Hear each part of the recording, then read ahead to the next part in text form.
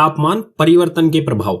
जब तापमान में परिवर्तन यानी कि बदलाव होगा तो पदार्थ पर इसका क्या प्रभाव होगा। तो इसमें 3 प्रभाव होंगे। पहला होगा गलनांक बिंदु, दूसरा होगा क्वथनांक बिंदु और तीसरा ऊर्ध्वपातन और निक्षेपण। तो इन तीनों को एक एक करके अच्छी तरह से पढ़ते हैं। सबसे पहले पढ़ते हैं गलनांक बिंदु के बारे में। गलनांक बिंदु क्या होता है?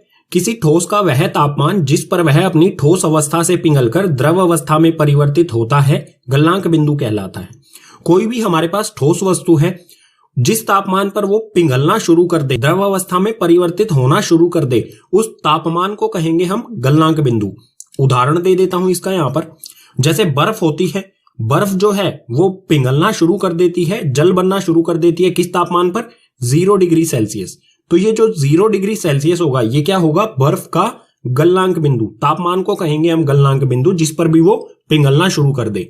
इसी प्रकार से लोहा जो होता है, लोहा कितने तापमान पर पिघलना शुरू कर देता है? 1534 डिग्री सेल्सियस पर। तो ये होगा लोहे का गलनांक बिंदु। ये वाला होगा बर्फ का गलनांक बिंदु, ये वाला होगा लोहे का गलनांक बिंदु। इसी तरह अलग अलग पदार्थ जो होते हैं उनका अलग अलग गलनांक बिंदु होता है। इसी में आगे आता है संगलन की प्रसुप्त ऊष्मा। अब ये होता क्या है, इसको सबसे पहले समझते हैं एक एक्टिविटी से। इस एक्टिविटी में हमने एक बीकर लिया है, इसके अंदर यहां पर बर्फ डाली गई है। ये है कांच की छड़, एक छड़ी है कांच की जिससे हम इसे मिलाते रहेंगे। और ये है थर्मामीटर जिसे एक स्टैंड से टांगा गया है। नीचे यहां पर हमने बर्नर में आग लगाई है, आग जलाई है जिससे इस बर्फ को हम ऊष्मा दे सकें। बर्फ का तापमान होता है माइनस में, -4 डिग्री 3 डिग्री के आसपास होता है। तो जब इसे ऊष्मा देना शुरू करेंगे तो तापमान जो है वो धीरे धीरे बढ़ना शुरू करेगा। -4 से -3 पर आएगा, फिर उसके बाद और बढ़ेगा -2, उसके बाद -1 और फिर आ जाएगा 0 पर। 0 डिग्री पर यह बर्फ जो है धीरे धीरे करके पिघलना शुरू हो जाएगी। क्यों? क्योंकि 0 डिग्री सेल्सियस क्या है? बर्फ का गलनांक बिंदु। गलनांक बिंदु पर कोई भी वस्तु क्या होती है? पिघलना, द्रव अवस्था में आना शुरू हो जाएगी। तो आप देखेंगे अब जो तापमान है वो नहीं बढ़ रहा है। कुछ देर तक तापमान नहीं बढ़ेगा, जब तक कि सारी बर्फ बिल्कुल पिघल नहीं जाती तब तक तापमान बढ़ेगा ही नहीं। 0 डिग्री सेल्सियस पर आकर ये रुक जाएगा। तो हम लगातार ऊष्मा दे रहे थे, फिर भी तापमान में कोई भी वृद्धि यानी कि बढ़ोतरी नहीं हो रही थी। ऐसा क्यों हो रहा था? तो ये हो रहा था संगलन की प्रसुप्त ऊष्मा के कारण। जो बर्फ है वो ऊष्मा यानी कि इस एनर्जी का यूज किस प्रकार से कर रही थी? अपना अवस्था बदलने के लिए। जो ऊष्मा है वो बर्फ के जो कण है, बर्फ जो पदार्थ है, ये इसके कण हैं, उनको क्या करती है? गतिज ऊर्जा प्रदान करती है, जिनमें कणों के बीच की दूरी बढ़ जाती है और ये द्रव अवस्था में परिवर्तित हो जाते हैं। तो ये किस प्रकार की ऊष्मा है? संगलन की प्रसुप्त ऊष्मा। जो क्या होती है? जो ठोस को द्रव में परिवर्तित करती है। इसकी परिभाषा पढ़ते हैं। वायुमंडलीय दाब पर 1 किलोग्राम ठोस को उसके गलनांक पर द्रव में बदलने के लिए जितनी ऊष्मा ऊर्जा की आवश्यकता होती है उसे संगलन की प्रसुप्त ऊष्मा कहते हैं। वायुमंडलीय दाब यानी कि जो हमारे चारों तरफ हवा है उसका दाब यानी कि प्रेशर, उस पर 1 किलोग्राम ठोस, कोई भी 1 किलोग्राम ठोस है, उसको उसी पदार्थ के गलनांक यानी कि ऐसे तापमान पर जिस पर वो गलना शुरू हो जाए, द्रव अवस्था में आना शुरू हो जाए, उस तापमान पर उसको द्रव में बदलने के लिए जितनी ऊष्मा लगेगी उसी को कहेंगे संगलन की प्रसुप्त ऊष्मा। ये काफी इंपॉर्टेंट है, कई बार आपसे एग्जाम में पूछा जाएगा, तो इसको अच्छी तरह से समझ लें। तापमान परिवर्तन के प्रभाव में दूसरा था हमारा क्वथनांक बिंदु। तो क्वथनांक बिंदु क्या होता है? किसी द्रव का वह तापमान जिस पर वह अपनी द्रव अवस्था को छोड़कर गैसीय अवस्था में परिवर्तित होता है, क्वथनांक बिंदु कहलाता है। कोई भी द्रव वस्तु जिस तापमान पर वो गैस अवस्था में परिवर्तित होना शुरू हो जाए उसी तापमान को कहा जाएगा क्वथनांक बिंदु। जैसे जल होता है, जल हमारा द्रव होता है, जल का क्वथनांक बिंदु क्या होगा? 100 डिग्री सेल्सियस।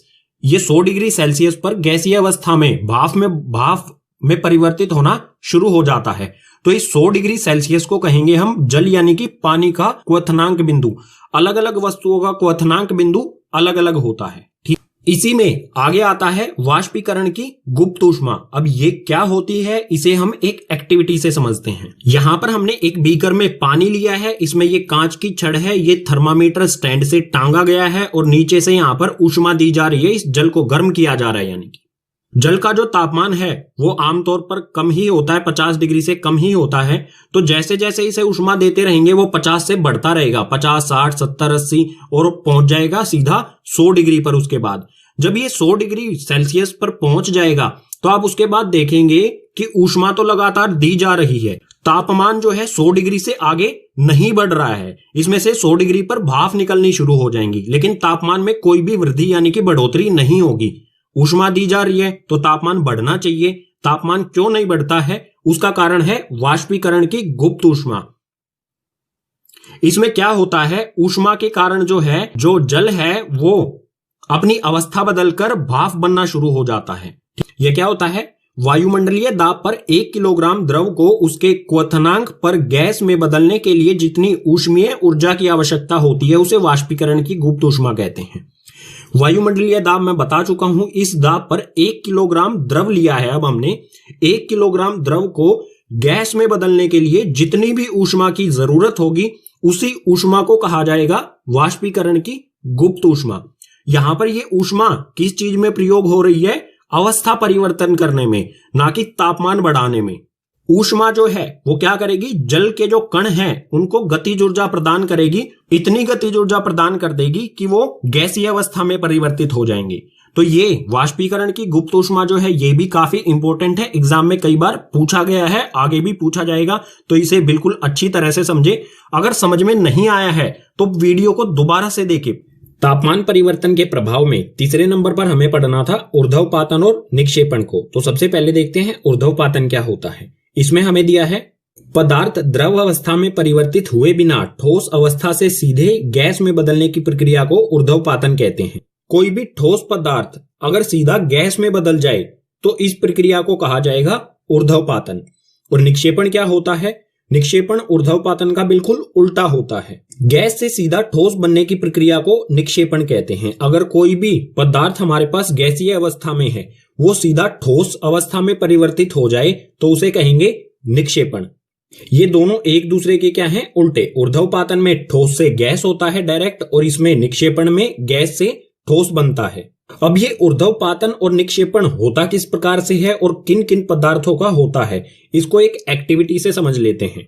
एक्टिविटी में हमें करना क्या है, एक बर्नर लेना है, एक ट्राइपॉड स्टैंड, उस पर हमें रखनी है एक चाइना डिश। चाइना डिश के ऊपर पलट कर एक फनल रख देंगे उल्टा करके, और यहां पर जो छेद होता है फनल का, इसमें रुई लगा देंगे ताकि जो भी फनल के अंदर है वो बाहर ना जा पाए। और चाइना डिश में हमने ले रखा है अमोनियम क्लोराइड, अमोनियम क्लोराइड का पाउडर जो कि ठोस है।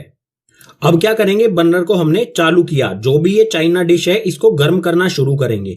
तो आप देखेंगे जो अमोनियम क्लोराइड जो ये पाउडर था ये सीधा गैस में बदलना शुरू हो जाएगा। यहां पर कोई भी तरल पदार्थ नहीं बनेगा, कोई भी द्रव पदार्थ नहीं बनेगा, सीधा ये वाष्प बनना शुरू हो जाएगा। और जो ये वाष्प है ये बाहर नहीं जा पाएगा, किसकी वजह से? यहां पर जो रुई लगाई गई है, ठीक है। तो जो वाष्प है वो इसी में फनल के अंदर ही इकट्ठा हो जाएगा। तो इस प्रक्रिया को, जो पाउडर था अमोनियम क्लोराइड का ठोस पाउडर, वो वाष्प यानी कि गैस में परिवर्तित हुआ, इसको कहा जाएगा ऊर्ध्वपातन। अब समझते हैं निक्षेपण। अब क्या करना है, जब ये गैस बन जाएगी, यहां पर अमोनियम क्लोराइड का वाष्प बन जाएगा, उसके बाद जो ये बर्नर है इसको बंद कर देना है, ऊष्मा देनी इसको बंद कर देनी है। तो जो भी फनल के अंदर गैस है वो धीरे धीरे क्या होगी, ठंडी होनी शुरू हो जाएगी, और ठंडी होकर वो गैस जो है इसके यहां पर जमना शुरू हो जाएगी। आप यहां पर देखेंगे यहां पर ये गैस जमना शुरू हो जाएगी। तो गैस से सीधा ठोस अमोनियम क्लोराइड यहां पर बन जाएगा। तो इस प्रक्रिया को कहा जाएगा निक्षेपण। अब ऐसे कितने पदार्थ हैं जो ऊर्ध्वपातन या निक्षेपण प्रक्रिया को फॉलो करते हैं? तो ऐसे कई हैं, उनमें से कुछ उदाहरण दे देते हैं। एक अमोनियम क्लोराइड का यहां पर एक्टिविटी में हमने यूज करके ही बताया है इसमें, ठीक है। उसके बाद आता है कपूर। कपूर जो पूजा सामग्री में यूज किया जाता है, ये भी जो है सीधा ठोस से गैस में या फिर गैस से ठोस में परिवर्तित होता है, ये कभी भी द्रव अवस्था में नहीं आता। इसी प्रकार से नेफ्थलीन की गोलियां जो होती हैं, जो कपड़ों में रखी जाती हैं, जब हम कपड़ों को लंबे समय तक कहीं पर स्टोर करके रखते हैं तो उसमें नेफ्थलीन की गोलियां रखते हैं ताकि उसमें कोई भी कीड़े ना लगे। तो ये गोलियां भी जो हैं ये भी सीधी क्या होती हैं, ऊर्ध्वपातन होती हैं या फिर निक्षेपण होती हैं, सीधा ठोस अवस्था से गैस में परिवर्तित हो जाती हैं। अब समझ लेते हैं ठोस, द्रव और गैस पदार्थ की कोई भी अवस्था में परिवर्तन होगा तो किस प्रक्रिया के तहत होगा, उस प्रक्रिया को क्या कहा जाएगा, नाम क्या होगा इस प्रक्रिया का। तो यहां पर हमें दिया है, यहां पर ये है ठोस, यहां पर है द्रव और यहां पर है गैस। अगर ठोस से कोई भी वस्तु द्रव में परिवर्तित होगी तो उसे कहा जाएगा संगलन प्रक्रिया। ठीक है, इसी प्रकार से आगे द्रव से अगर गैस बन रही है तो उसे कहा जाएगा वाष्पीकरण, और गैस से अगर ठोस बन रहा है तो पीछे वाले पेज पर ही हमने अभी पढ़ा है, उसे कहा जाएगा निक्षेपण। और बिल्कुल इसका उल्टा करें हम, ठोस से अगर गैस बनती है तो इस प्रक्रिया को कहेंगे ऊर्ध्वपातन, पीछे वाले पेज पर ही पढ़ा था। अगर गैस से अगर द्रव बन रहा है तो उसे कहेंगे हम संघनन। ठीक है, याद रखनी है आपको ये सारी चीजें। और द्रव से ठोस बने तो उसे कहेंगे हम जमना। जब जल होता है उसको हम बर्फ बनाते हैं तो क्या कहते हैं, हमने बर्फ जमाई है। इन सभी प्रक्रियाओं को आपको याद रखना है कि ठोस से द्रव या फिर द्रव से गैस या गैस से ठोस जब बनेगा, पदार्थ की अवस्था में परिवर्तन होगा तो कौन सी प्रक्रिया के तहत होगा। पीछे वाले पेजेस पर हमने पढ़ा तापमान परिवर्तन के प्रभाव। अब देखते हैं दाब परिवर्तन के प्रभाव। दाब यानी कि प्रेशर। किसी भी पदार्थ का दाब अगर परिवर्तन किया जाए यानी कि दाब में बदलाव किया जाए तो उसकी अवस्था पर क्या प्रभाव पड़ेगा। तो यहां पर हमें दिया है, यदि तापमान घटाने पर सिलेंडर में गैस लेकर उसे संपीड़ित करें तो कणों के बीच की दूरी कम हो जाएगी और गैस द्रव में बदल जाएगी। तापमान जब हम घटाएंगे तो जो कण है गैस के, उनकी गतिज ऊर्जा क्या होगी, कम होगी। गतिज ऊर्जा कम होने के कारण संपीड़ित करना, संपीड़ित यानी कि उस पर दाब डालना आसान होता है। दाब डालकर उसके कणों को पास पास में लाया जाएगा, और अगर कण पास पास में आ गए तो जो गैस है वो या तो द्रव में बदल जाएगी या फिर वो ठोस अवस्था में बदल जाएगी। दोनों में बदल सकती है, गैस जो है वो द्रव और ठोस दोनों में बदल सकती है जब दाब में परिवर्तन किया जाएगा। ये प्रक्रिया किस प्रकार से होगी इसे समझ लेते हैं। तो ये है हमारे पास यहाँ पर सिलेंडर, सिलेंडर के अंदर यहाँ पर ये गैस है, और ये है यहाँ पर पिस्टन। ठीक है, पिस्टन जैसे हमारी पिचकारी में होता है ना पिस्टन, उसी प्रकार से इस पर दबाव डाला जाएगा। जैसे ही इस पर दबाव डाला जाएगा और तापमान भी घटाया जाएगा तो जो ये कण है गैस के, ये पास पास में आएंगे। कण पास पास में आने से क्या होगा, जो ये गैस है ये क्या हो जाएगी, द्रव में परिवर्तित हो जाएगी।